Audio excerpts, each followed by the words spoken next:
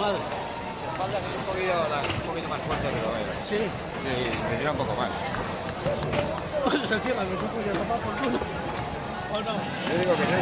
Yo digo que sí. Bueno, arriba tu likes, Dale, venga. Bello. ¿Estás por aquí? Sí, por ahí. Por eso tira. De espaldas y en camisa. Ahora ya le digo cómo tiene que hacer.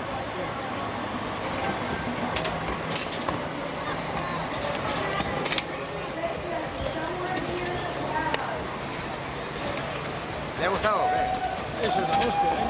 Está bien, ¿eh? Eso es una impresión de puta madre. No hemos hecho muchas cosas en la vida Pero esta es una de las cosas que recuerdo. y... Un momento, ¿eh? Este pie por encima. Ahora por un momento del...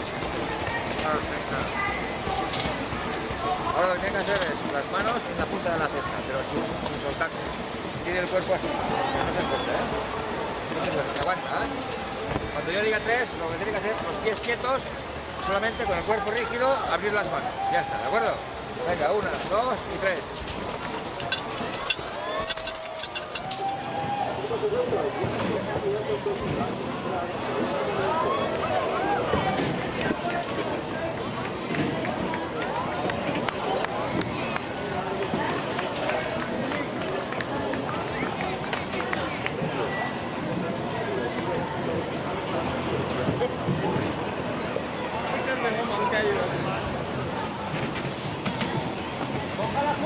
Mama, sokaldu!